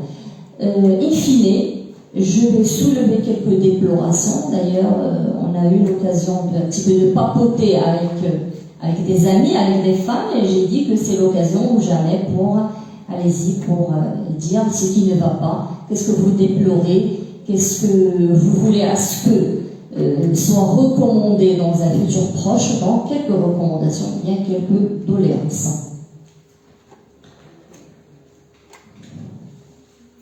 Alors, donc commençons par le commencement. Moi, j'ai voulu, pointer du doigt cette consécration de l'approche genre dans l'environnement des affaires. Peut-être vous êtes en train de vous interroger quelle est la relation entre la participation de la femme et l'environnement des affaires. Donc j'ai dit que le Maroc, il a fait les mains et les pieds pour être au diapason des législations étrangères, pour être au palmarès des lois transnationales et étrangères. Donc il essaye de promouvoir, d'améliorer le climat des affaires. Donc il n'a pas cessé de prévoir des lois, d'où appellation production législative. Mais moi, je vais m'arrêter un petit peu sur cette production législative. Parce que j'ai déjà dit à maintes reprises que c'est salutaire, c'est louable, c'est une initiative, je dirais, très bienveillante de produire des lois, mais trop de lois tue la loi. Donc on va tomber dans ce qu'on appelle l'inflation législative. J'ai dit à maintes reprises également que avant d'adopter des lois et d'essayer de rendre plus performant un cadre légal ou bien une plateforme juridique, il faut faire des études empiriques ou bien des études prospectives sur le terrain pour voir si ça va marcher ou pas. Parce qu'on tombe toujours dans cet embarras, si vous voulez, il y a une sorte de dichotomie, c'est-à-dire, entre les lois adoptées et la réalité dans le terrain, ou bien le contexte socio-économique et culturel marocain. Donc, oui pour la production législative, mais attention de ne pas tomber dans ce gouffre de l'inflation législative. Donc la consécration également est très patente, elle est ostentatoire si vous voulez, entre l'approche genre et le monde des affaires. l'écosystème économique, la communauté du business. À travers quoi? Le Maroc toujours, et c'est un petit peu lié, c'est pour ça que j'ai dit il y a une sorte d'interdépendance. On essaie de promouvoir le climat des affaires, on essaie de rendre plus performant un monde des affaires sans entrave, sans discrimination, sans ségrégation. Ça c'est salutaire, c'est bienveillant, c'est réjouissant. On essaie également, quand je l'ai signalé dans le diapo, qu'on essaie de rompre avec le caractère vieillot de nos lois. Parce qu'il y a des lois qui sont archaïques, et pour répondre aux exigences d'un Maroc moderne, d'un Maroc, je dirais, ou bien d'un monde là où règne l'algorithme, là où règne le start-up, là où règne tout ce qui est digital et dématérialisé, alors même les lois, elles doivent être peaufinées. D'accord? Dans un troisième lieu, je voulais mettre en relief le nouveau modèle de développement.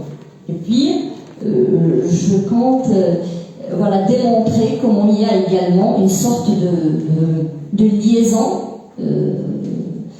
très patente entre amélioration du climat des affaires, nouveau modèle de développement, monde des affaires et l'approche genre. On va rentrer dans les détails, parce que j'ai assisté à d'autres interventions de mes éminents collègues, j'ai essayé de faire de mon mieux pour ne pas tomber dans la redondance, c'est-à-dire la répétition. J'ai essayé à maintes reprises, parce qu'il y a une sorte de pléonasme, c'est-à-dire les idées qui ont été avancées, je me trouve malheureusement enclin de les répéter, je n'ai pas essayé de les éviter, mais bon, on va essayer de faire. Donc, toujours dans le cadre de l'amélioration du climat des affaires, on essaie de rompre avec le caractère archaïque des lois. L'autorisation, si vous voulez, maritale, elle a été tombée en désuétude, donc elle est obsolète. Dorénavant, la femme, elle a tout le droit du monde d'exercer le commerce sans être sous la contrainte du mari qui va lui donner le feu vert, soit de foncer ou bien de faire marche arrière. Donc c'est déjà un acquis, je dirais, colossal. المكتسب يعني ثقيل والمكتسب مهم. Un acquis, exactement, مكتسب. Alors, voilà, c'est à travers ces trois piliers que j'ai essayé de traiter la consécration approche au genre. Et puis par la suite, excusez-moi, apparemment ça paraît flou. Moi j'essaie de... Parce que il y a des collègues qui me disent vous avez opté pour le rose et vous êtes une militante féministe. J'ai dit non, je ne fais pas le militantisme féminin, mais c'est par pur hasard. J'ai admiré les slides du PowerPoint et puis j'ai opté pour ça. Donc c'était pas prémédité. Il est ça.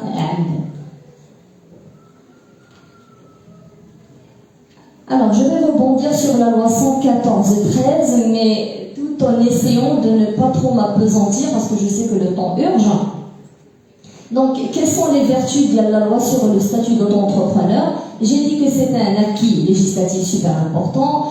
C'est pas la peine de revenir sur les vertus, je dirais, les procédures, qu'il y a des exonérations fiscales, qu'il y a un allègement au niveau de la fiscalité, qu'il y a exonération pour déclarer la comptabilité, qu'il y a dispense de s'immatriculer sur le registre du commerce. Donc, il suffit de s'immatriculer sur le registre national du statut d'auto-entrepreneur. Donc ça, vous pouvez, en un clin d'œil, en un seul clic, consulter la loi 114/13 et voir par la suite quels sont les avantages, les vertus, si vous voulez, les points positifs que cette loi, ou bien les apports positifs que cette loi a pu ériger. Et puis, j'essaie à travers l'étude très concise de cette loi démontrer comment ça va nous permettre, c'est-à-dire la création ou bien l'adoption de cette loi 114/13, nous a permis d'avoir une sorte d'intelligibilité juridique et judiciaire. C'est quoi l'intelligibilité? Une sorte de sécurité. Donc nous avons une plateforme juridique solide, qui est moderne, qui est au diapason des législations étrangères. Donc cela va nous permettre d'atteindre ce qu'on appelle la maturité juridique. Donc ce sont des concepts phares qui sont ma production propre, Donc, après les études, je dirais, critiques et analytiques de la loi, on arrive à puiser et à avoir une idée générale ou bien à tirer quelques conclusions qui sont un petit peu critiques sur notre appréhension sur le cadre légal. Donc voilà, l'essentiel a été dit, c'est pas la peine de répéter la même chose, comme j'ai dit, il y a une redondance. Pour les critères d'accès, il faut juste respecter les dispositions législatives, etc. Et j'ai dit également que cette loi nous a permis, ce qui est heureux, de basculer de l'informel vers le formel. Donc, le secteur informel, on essaie de le faire dissiper pour le substituer par un cadre légal régissant les activités commerciales. Donc, j'ai dit que c'est une mubadara mahmouda, une initiative très salutaire, parce que 34% des femmes sont, ou bien ils ont été, ou bien plutôt ont fait des inscriptions sur le registre national des auto-entrepreneurs. Du coup, je vois que cela va leur permettre de se percer encore davantage dans le monde des affaires. J'ai prôné également pour l'inclusion financière, et là j'ai essayé de projeter la lumière sur ce détail, parce que quand la femme va avoir la capacité de travailler depuis son domicile à travers ce qu'on appelle l'auto-emploi, cela va lui permettre d'avoir une inclusion financière, soit une autonomisation pécuniaire. Donc, on va voir par la suite, peu importe, c'est-à-dire donc ça c'est un acquis en soi. Passons à autre chose. Voilà.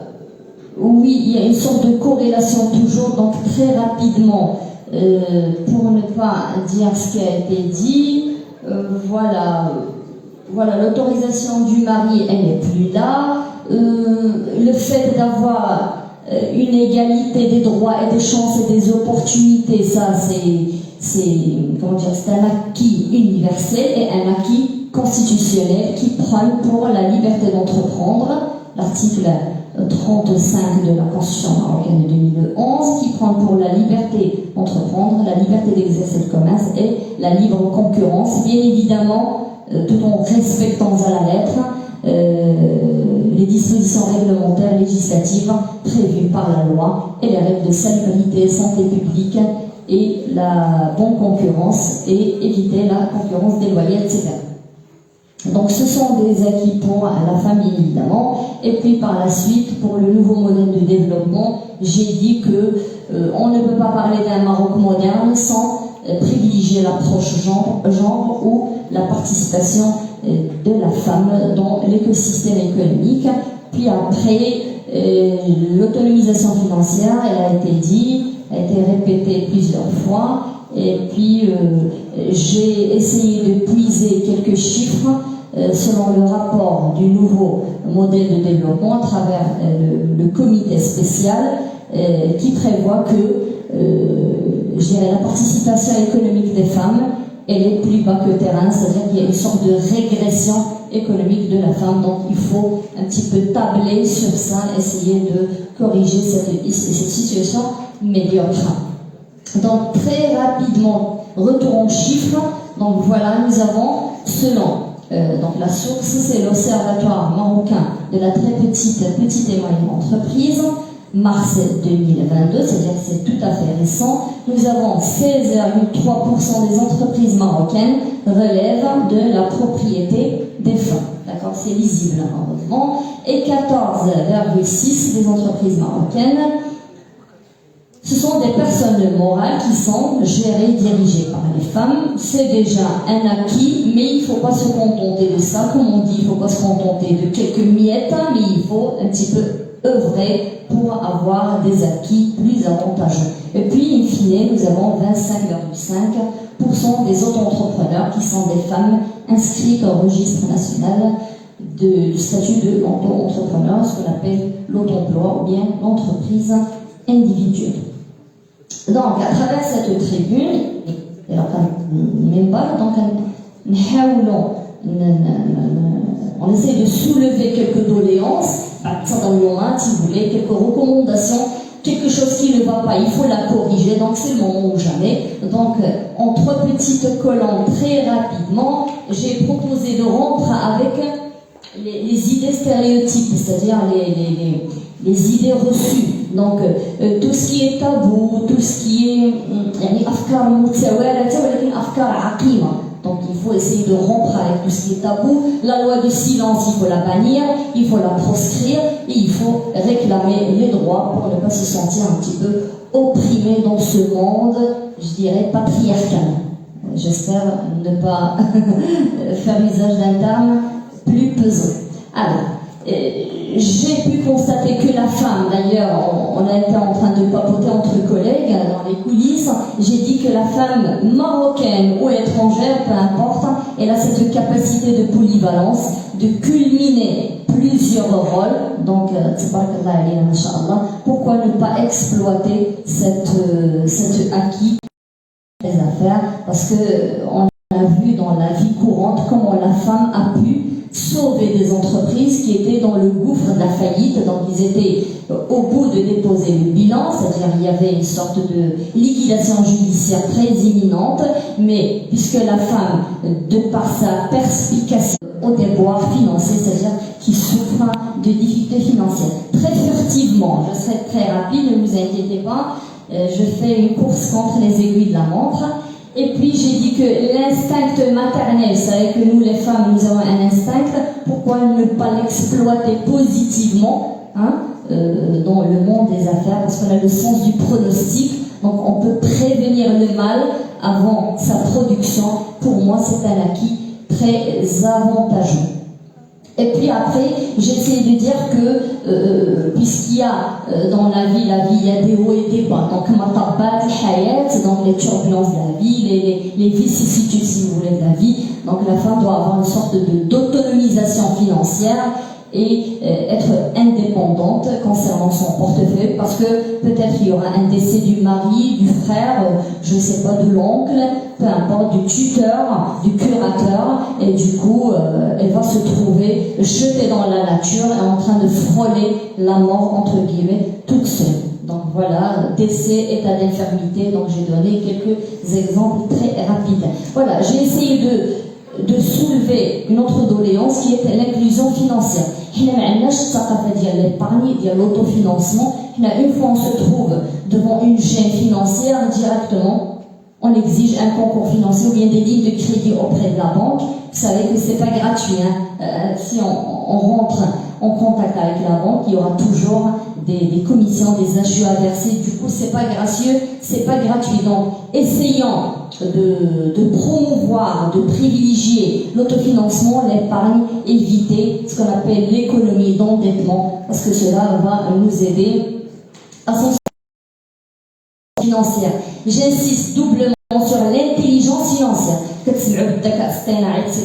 Il y a le dhaka al-mali. Donc il faut essayer de limiter les dépenses, de ne pas dépenser à outrance, parce que donc je passe et puis pour faire un petit épilogue, c'est-à-dire une conclusion, je prends pour la vulgarisation de l'approche féminine, c'est-à-dire allez-y les femmes, à vos plumes, comme on dit, الأقلام ديالكم حاولوا تكتبوا في l'approche genre, surtout les femmes, je m'adresse aux femmes, c'est le moment ou jamais pour soulever ou bien mettre le doigt là où il y a le mal, sur la cicatrice, pour essayer de proposer, pourquoi pas, des solutions radicales à tous ces maux, et comme on dit aux grands mots, les grands remèdes.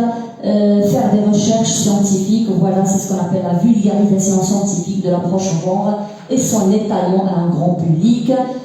En fin de compte, il faut insister sur l'inculcation, c'est-à-dire inculquer cette culture entrepreneuriale dans les cycles de formation doctorale, master, pourquoi pas dans les collèges, dans le lycée. Le Stade Chimia, elle a parlé de Monopoly les États-Unis. عندهم 3 ans, au lieu d'une poupée ou là, du ballon ou là, je sais pas quoi, du poker, donc ils peuvent leur proposer le jeu de Monopoly, parce que ça peut un petit peu rafraîchir la mémoire et et voilà, et permettre de percer cette culture, comme c'est le cas, on privilégie les langues étrangères, l'informatique, le start-up, le soft skills, c'est-à-dire l'art de la communication. Pourquoi pas ne pas privilégier ou bien promouvoir l'approche genre. Je crois que je n'ai pas trop appesanti, c'est ça. J'ai respecté. Merci de votre attention. Merci. Et merci à vous. Merci énormément. Je vous remercie, professeur Nahid, d'avoir respecté le temps. Effectivement, je tiens d'abord à vous féliciter pour votre brillante intervention et qui traite d'une thématique qui interpelle à la fois les économistes, mais également les spécialistes en droit des affaires. Effectivement, dans votre intervention, vous avez mis en relief certains garde-fous concernant la consécration de l'approche genre dans les textes de loi. Notamment, vous avez soulevé la nécessité de réaliser des études empiriques pour éviter le déphasage entre le texte et la réalité économique. Vous avez aussi interpellé le caractère veilleux de certaines lois, notamment celle qui consiste à valoriser le climat des affaires. Et vous avez considéré dans votre intervention que le nouveau statut de l'auto-entrepreneur est considéré comme un bon élève législatif qui a favorisé l'inclusion des femmes et il a participé à la promotion du climat des affaires. Vous l'avez considéré comme un véritable levier qui permet aux femmes de basculer du secteur informel vers le secteur formel en ayant un statut légal formalisant les pratiques informelles des femmes. Vous avez confirmé à travers les chiffres l'engouement des femmes pour ce nouveau statut au regard à plusieurs avantages sur le plan financier en matière d'accès aux sources de financement, en matière fiscale, en matière sociale et comptable. Comme chiffre à l'appui, 25,5 des auto-entrepreneurs qui sont inscrits sur le registre national des auto-entrepreneurs sont donc des femmes dans le cadre des entreprises individuelles. Et voilà, donc je tiens à vous remercier pour votre intervention. Voilà, sans tarder, je passe la parole à la dernière intervention, qui n'est pas des moindres, du professeur Hana Bokali, qui est professeur à la faculté des sciences juridiques, économiques et sociales de Tanger, et qui va nous interpeller sur les freins et les motivations juridiques de l'entrepreneuriat féminin au Maroc. La parole est à vous, professeur.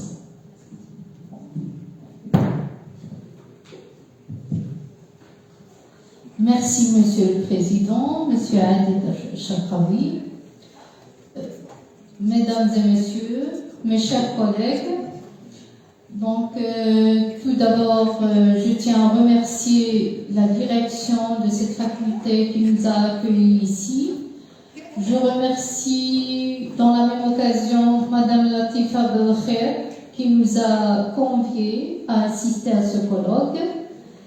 Nos vifs remerciements à Madame la représentante du Centre marocain de la professeure universitaire sur la recherche en genre et développement.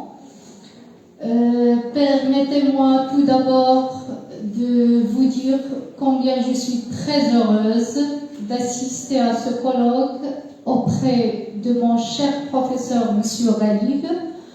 C'est un très très grand plaisir à moi. Donc, avant de commencer mon intervention, je tiens à lire un extrait du message de Sa Majesté le roi Mohammed VI aux participants à la 5e édition du Sommet global de l'entrepreneuriat en novembre 2014 à Marrakech. La société entrepreneuriale recherchée devrait ainsi assurer l'égalité des chances pour tous en inspirant et stimulant les femmes et les jeunes à l'acte d'entreprendre.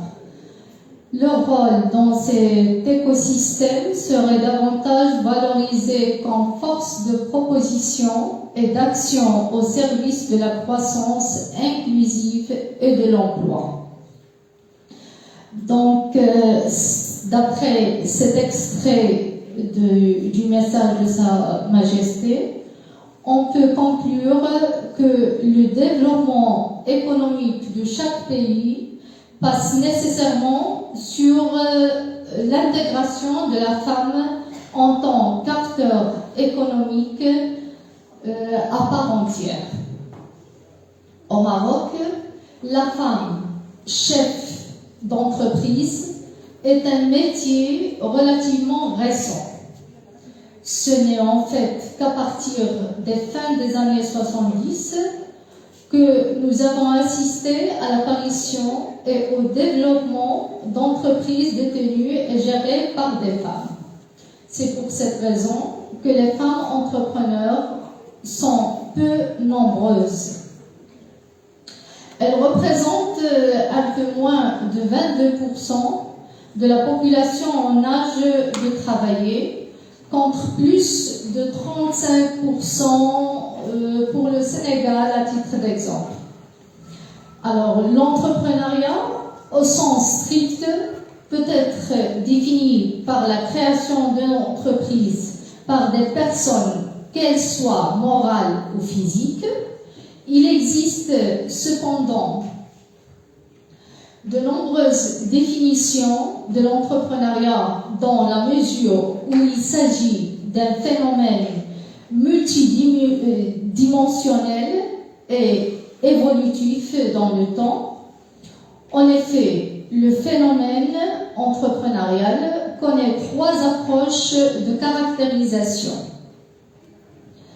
L'approche contextuelle,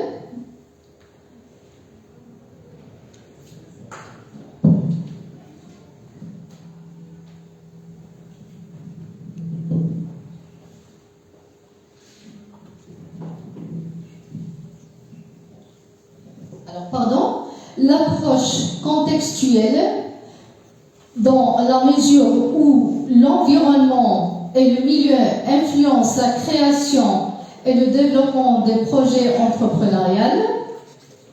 L'approche individuelle qui correspond à l'addition des caractéristiques propres à l'entrepreneur. Et enfin, l'approche action qui se concentre en effet sur les actions managériales menées dans le cadre des projets entrepreneuriaux. Pour l'entrepreneuriat féminin, ce phénomène est issu du contexte de promotion de l'initiative privée et réunit un ensemble d'entreprises différentes, toutes tenues par des femmes, abstraction faite de leur situation sociale. Donc, si l'entreprise marocaine a longtemps été caractérisée par ou bien comme familiale et masculine, celle-ci a connu dernièrement une évolution, surtout dans les années 80-90, par l'émergence quantitative, par l'émergence d'entreprises créées par des femmes, bien qu'il n'existe que très peu de données quantitatives quant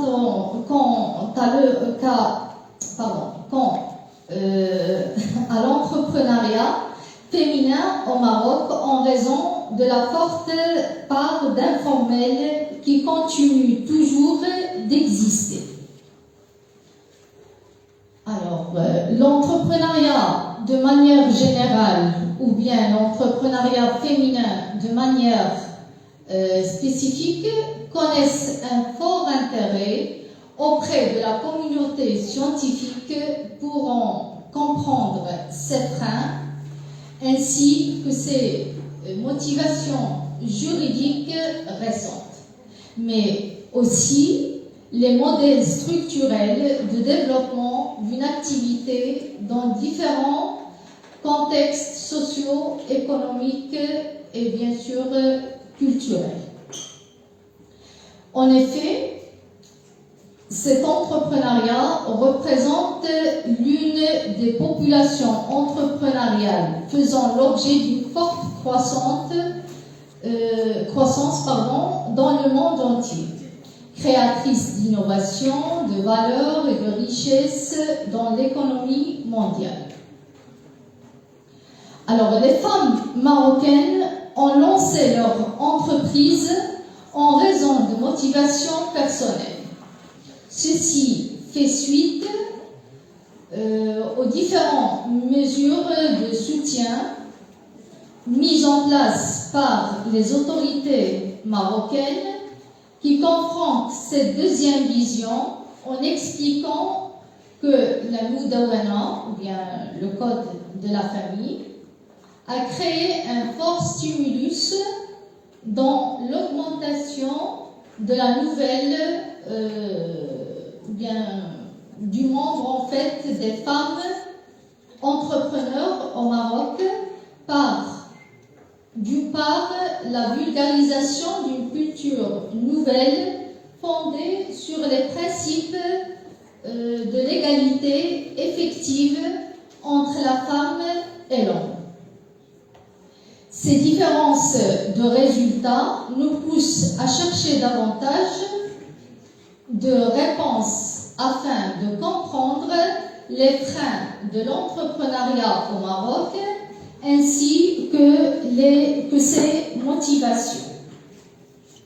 Ce principe d'égalité a été renforcé par la Constitution de 2011, surtout dans son article 19. Et pendant longtemps, la femme s'est occupée de la sphère privée et familiale, ce qui a été pour nous un rituel normal. Donc, bien sûr, la femme s'occupait du ménage, de l'éducation des enfants, la cuisine. Peu à peu, ces femmes sont devenues de véritables métiers comme agents d'entretien, institutrices, sages-femmes, infirmières, etc. Et les femmes ont donc commencé à être rémunérées, mais peu, à améliorer la position de la femme dans la société. Et toutefois, les attitudes sociétales empêchent certaines femmes même d'envisager des fois la création de leur entreprise. Tandis que les obstacles systémiques font que de nombreuses femmes entrepreneurs restent confinées à des petites ou même à des moyennes entreprises. Cette situation non seulement limite leur capacité de gagner un revenu pour elles-mêmes et pour leur famille, mais elle restreint également leur vrai potentiel de contribuer au développement socio-économique et aussi à la création d'emplois et à la protection de l'environnement. Donc, les freins et les leviers de la concrétisation dans le cadre de la démarche entrepreneuriale au Maroc, c'est un ensemble de facteurs endogènes et exogènes qui participent à la concrétisation de cette démarche ou bien à son échec. Et ce n'est donc pas ce que je veux dire, c'est pas l'ensemble de ces facteurs qui ont seulement contribué à cette démarche, mais aussi l'arsenal juridique qu'on peut compter parmi ces obstacles. Ils sont bien sûr comptés en centaines, mais les obstacles juridiques il existe même dans quelques régions là où il est encore difficile pour les femmes d'engager une action en justice de manière indépendante, ce qui freine bien sûr les femmes à entamer ce projet. D'accord, donc un seul point. Et même si les droits des femmes au travail progressent, mais les obstacles demeurent toujours nombreux. Les progrès sont là, mais ils sont encore trop longs. La parité homme-femme est un processus de longue haleine qui exige une volonté politique affirmée et des efforts concrets, bien sûr, au gouvernement, de la société civile et des organisations internationales sont toujours attendus. Merci pour votre attention. Merci professeur Boukhari pour cette brillante intervention. Je tiens à m'excuser encore une fois, ce contrainte du temps. J'étais obligé de vous rappeler à l'ordre. Je m'excuse encore une fois. Voilà, sans tarder, donc je passe la parole à l'auditoire. Donc je vais ouvrir une liste pour ceux et celles qui veulent intervenir. Bien sûr, on va prendre combien vous voulez, 15 minutes. C'est à vous de décider en tant que comité d'organisation. Donc, oui, mais en fonction de la durée, on va répartir le temps. Donc, professeur Libroni. Donc, j'ouvre s'il vous plaît la liste. Professeur Benoît.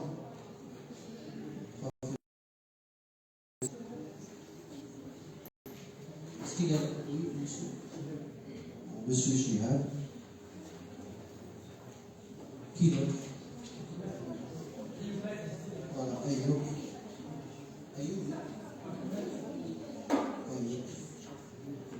Posez systématiquement vos questions. Alors, je commence avec professeur Fadel Yomori, à qui j'ai tout le respect et la gratitude.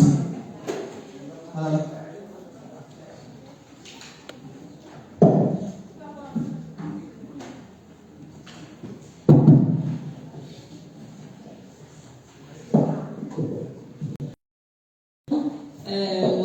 وشكرا سيد الرئيس، شكرا للنائب السيد المنيب على حفاوة الاستقبال، لكل السادة والأساتذة في كلية طنجة، لكل الطلبة والطالبات الحاضرين معنا والمرابطين معنا إلى هذه الساعة. هي ملاحظات وددت لو أن الأساتذة أتوقف عند الطوارئ، لأن ليس هناك من الأساتذة الله يحفظك لي.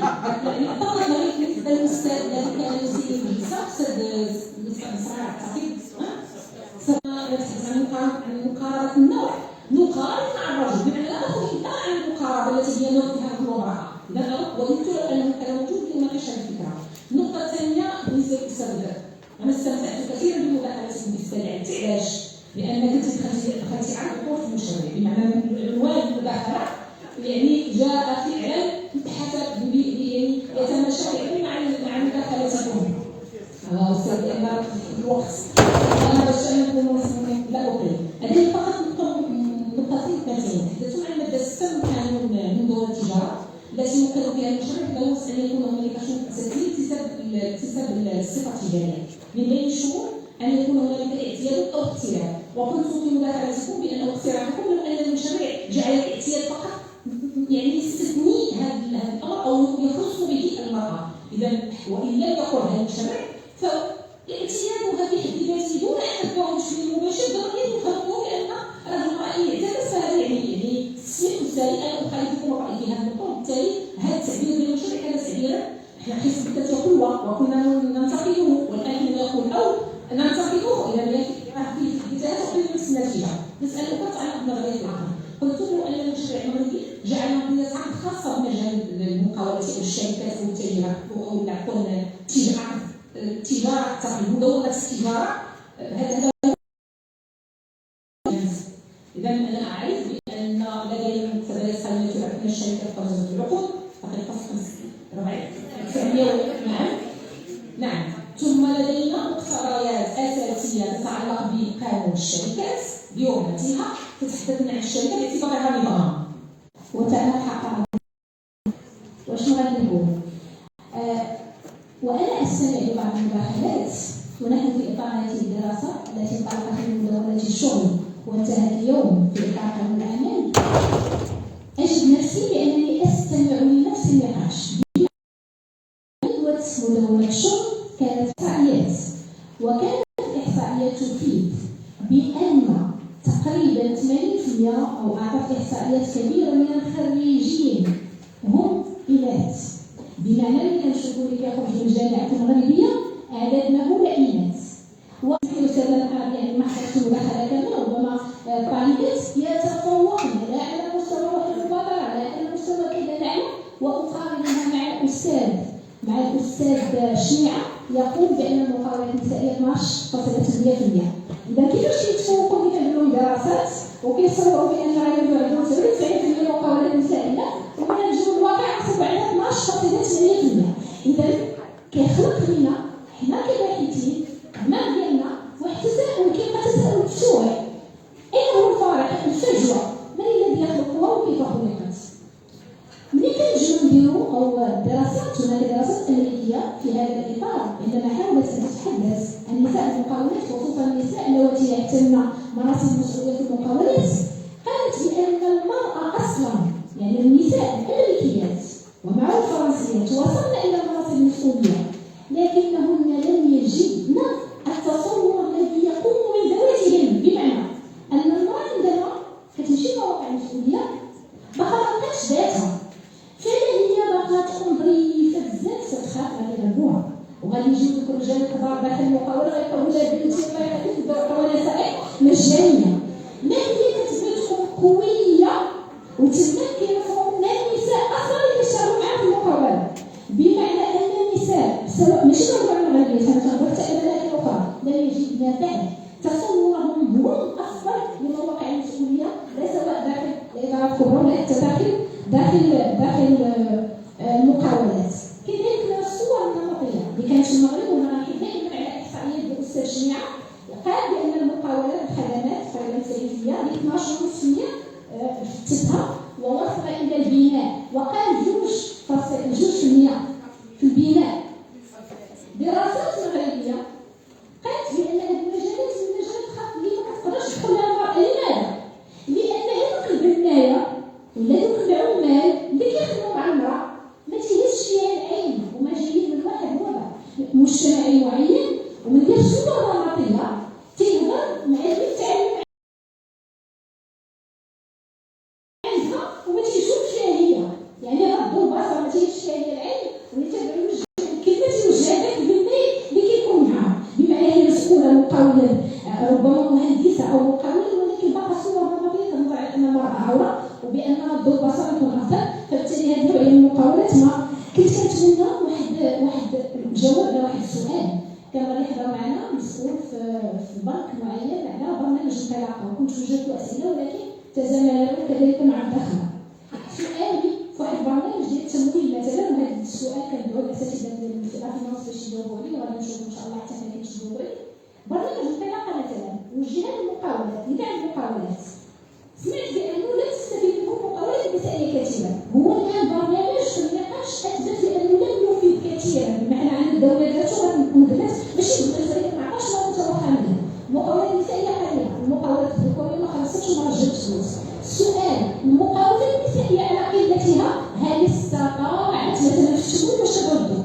بمعنى المرأة واش المقاولات النسائية واش قدرت؟ أنا هذا سؤال نخليه مفتوح غادي نجاوبوا عليه في الدول الدولية وغنشوفوه هل يعني واش المقاولة النسائية اللي كيتعطاها تمويل معين هل تستطيع أنها تنجحو كترجع الفلوس أم أنها كتبقى مشاكل معينة؟ دونك يبقى الإشكال مفتوح على مجموعة من الأسئلة. عندي سؤال فقط: الكوطة، الأستاذ كان ضد الكوطة، ماشي ضد الكوطة وإنما لمعلوماتك هناك مقاولات نسائية كنا ضد الكوطة.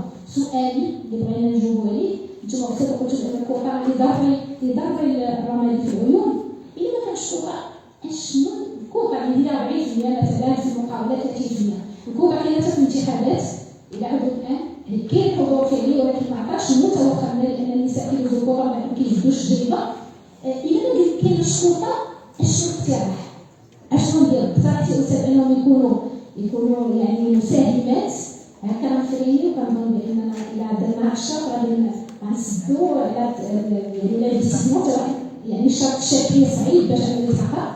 إذا بغينا نفكركم نطالبوا الأساتذة أشنو البديل إلا ما بغيناش كوطة، أشنو اقترحوا المشاريع؟ شكرا. شكرا الكلمة الأستاذة الفاضلة علي الغازي.